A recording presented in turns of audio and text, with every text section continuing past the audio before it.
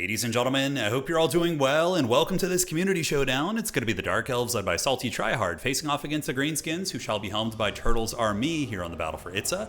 And I believe this was the grand finals of a beginner tournament from the Rat Clan, so very, very cool stuff.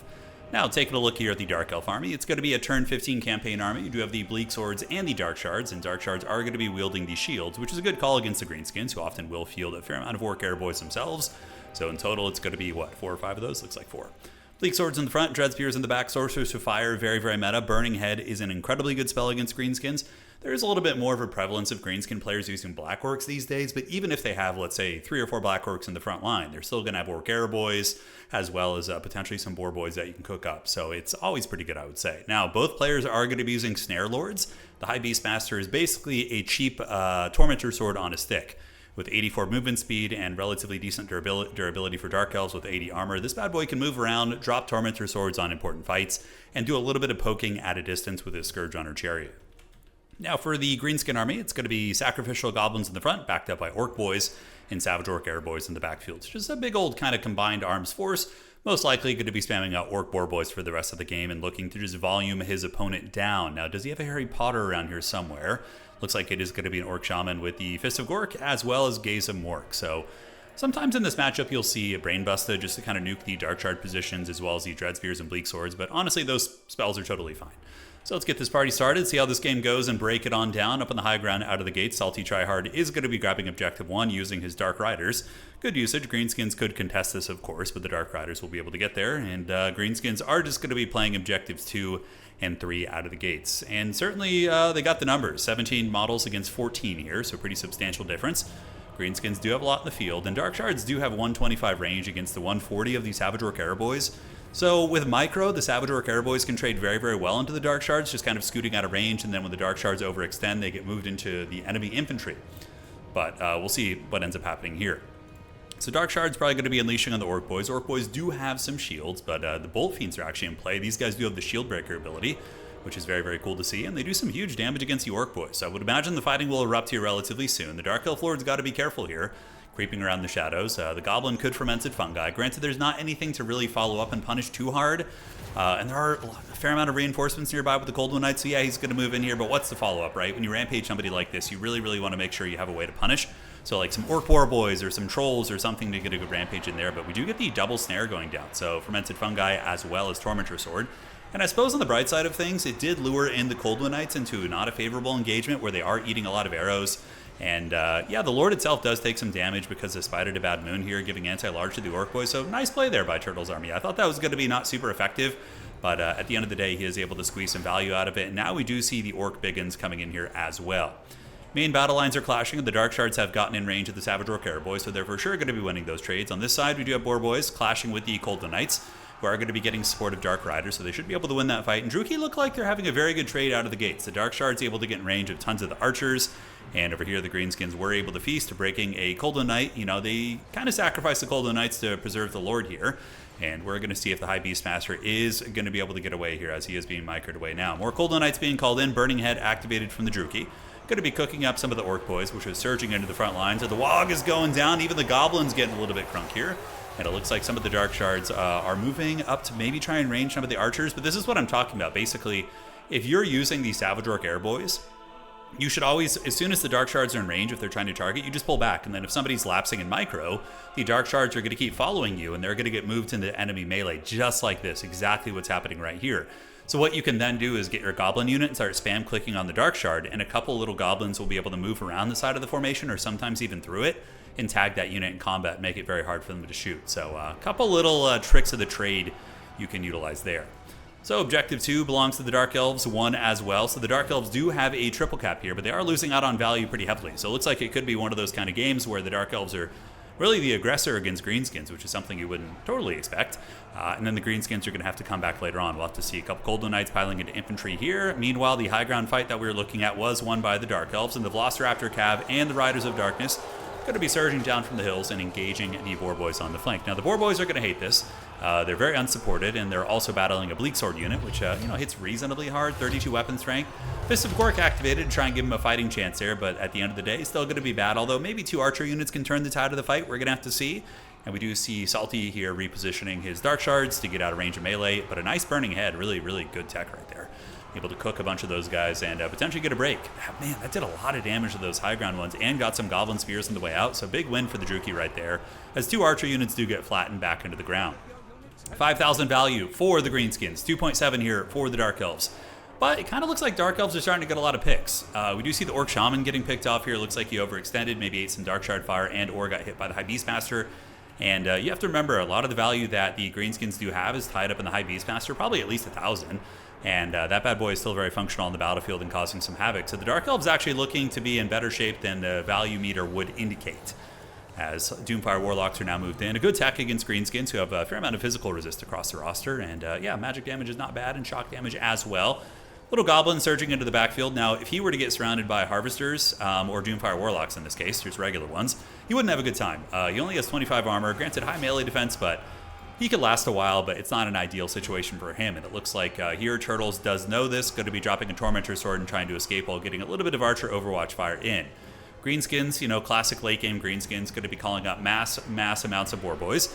And we're going to see if they can break these Cold Knights and then maybe get one of the Boar Boys into this Archer blob and just start steamrolling. That could be pretty big. And you see the little Goblin taking some damage, but oh, look at that! Night Goblin RORs using the Fanatics. You rarely see those in action, granted, a pretty decent unit, if microed correctly. Able to get some good damage against the Harvesters here, or the Doomfire Warlocks. I'm so used to seeing just Slaanesha's Harvesters from back in the day, so I just always call every single Doomfire Warlock that, but the Goblins get the job done, and the Night Goblin Warboss is able to get away and fight another day, as some Boar Boys are now starting to penetrate into the Dark Elf lines, being attacked by Doomfire Warlocks, who are getting the Whiplash. Oh, that's so awesome. I love that from the High Beastmaster.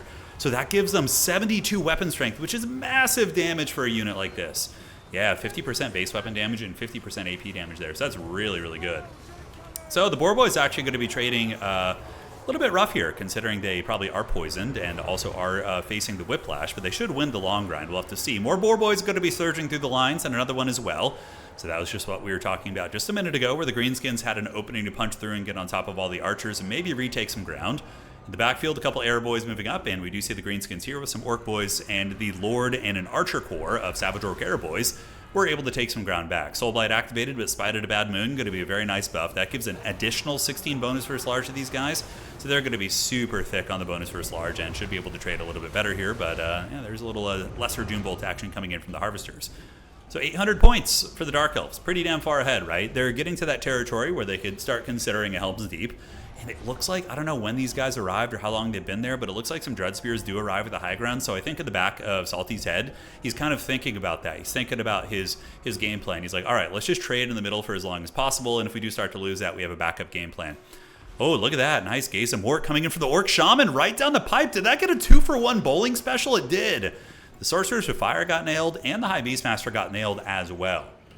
What a nice play there. That was very, very cool. All right, guys, Boar Boys are creeping up, and we do see more Boar Boys. And the Greenskin Cav Core could be a little bit overwhelming, considering the value lead they do have at 9.1 against 5.7. The Baconator is going to be getting here, and we do see a Fermented Fungi being used on the Cavalry. Very, very nice. Good one there. And the Bacon is going to be charging in, squealing all the way. Sweet Pig! And they do get into the back of those guys. And the Doomfire Warlocks, as well as the regular Dark Riders, going to get folded up pretty bad. So the Greenskins are on the path to starting to reclaim a lot of the objective control. The Dark Shards, unfortunately, are moving into melee a little bit. That's shooting in this game is a little bit haggard. Hopefully something they'll have ironed out for 40k, but, sometimes it's better instead of giving a shooting order to just have them sit and face the direction you want them to be shooting at certain targets. And with monsters, you can usually just click on them because they're big enough, but with things that are like in combat, line of sight can get a little bit funky, so I often recommend just like set them up in a way where they're going to be shooting in that direction, so they'll just stand and shoot and you don't have to worry, rather than giving them a direct order. So, Dark Riders getting in, battling Savage Orc Boar Boys, which are not the anti-large variant, so their 35 armor is certainly not going to be helping them. But the Greenskins do manage to break the line here. Dark Shards trying to reform where they can, but the Air Boy Core is back online. If you look back here, we do have, I think, Ruggleeds. Yeah, Ruggleeds, Armored Orcs, and 2 Savage Orc Air Boys putting a bit of hurt down onto these Golden Riders and might be able to help turn the tide of the fight. Raven's Herald's coming into late game. Decent value trading tool, but is going to be giving up a bit of agency on the ground. And on the outside, the Greenskins know that it is going to be a triple cap situation and are preemptively calling out some Snotling Pump Wagons. So pump up the jams. So here they come, rolling dirty, and going to be jumping on top of the Dread Spears here. And Yeah, I mean, the Dread Spears are braced, so they probably will be able to withstand this and most likely win the fight in a prolonged grind, but with good cycle charging, the Pump Wagons might be able to get them. Although, I don't know, that was a pretty impressive little impact there. We'll come back to that fight in just a minute. So back here, Little Goblin War Boss doing what he can, and now the Dark Elves are going to be pushed back to just one objective, and they're looking a little bit bare bones on this battlefield. Their value deficit is really starting to catch up with them, and it looks like the High Beastmaster did get karate chopped by Gaze Morg. On the high ground, the Spears are starting to grind down the Pump Wagons. But if the Pump Wagons, this is one thing where for players who play from outer space will often have this disadvantage, is that sometimes to escape a blob, you really need to zoom in and look and see where the path of least resistance is. So that would be like out this way, right? If you were to path out this way, he'd be able to get away from that blob pretty easily. But he's kind of pathing through the density of the Dark Elf Spears, the really dense area, and the Pump Wagons are getting the business. So yeah, Dark Elves should just kind of relocate to the high ground and just make a stand here. So that would be the game plan, right? You would make a stand up on objective 1, and then when the Greenskin player inevitably sends their whole army over there, that's when you counterpunch the back objective by saving up like 3 or 4 Dark Rider units and then getting the win in the 4th quarter. Really, really nice play by Turtles here. Great stuff. Fermented Fungi on the Raven's Herald. Chef's kiss, man. That's great. That's going to be pulling a 1,000 gold unit down to the ground to get basically dumped on by a couple of really, crappy orc units here. So very, very good stuff. And looking around, Dark Elves are going to get some cold ones in. Oh, look at that, the High Beastmaster. That's so funny. Oh my god, he's just hiding in the back, which is smart.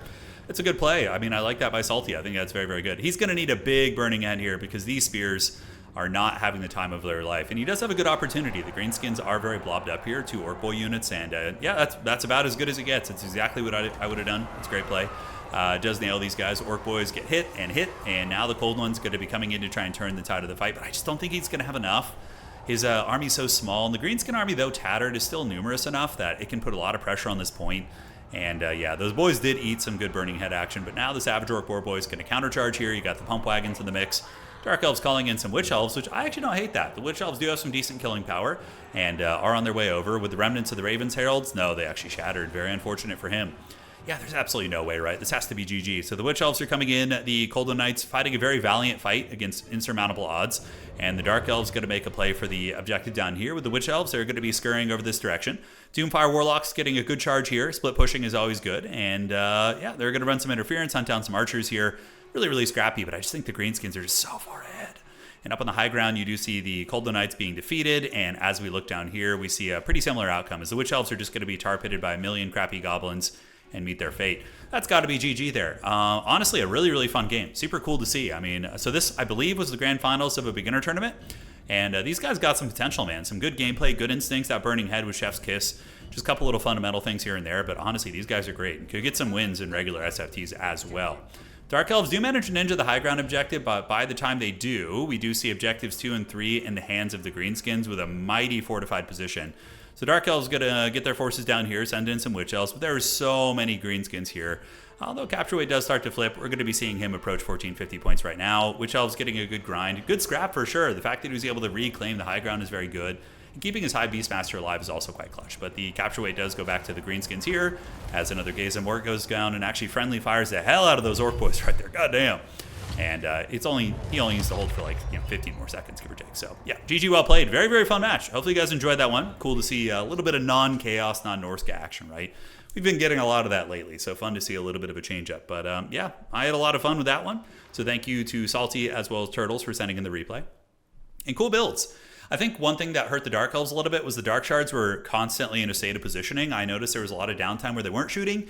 That did hurt them a little bit. The early engagement as well, with the High Beastmaster getting caught and then also losing 1,000 gold Cold Moon Knight, I think is what ultimately cost Salty a lot of momentum in the beginning, but yeah, it was a great game. Good attempted comeback there at the end. The Raven's Herald, that's a rough one. I don't even know how good they are against Greenskins. Raven's Herald against Greenskins, I guess with the prevalence of Orc Boar Boy spam and Trolls also being on the table are not a bad choice. So yeah, not the worst. GG, well played, guys. See you around. That's going to be it for today. And Sigmar bless his ravaged body.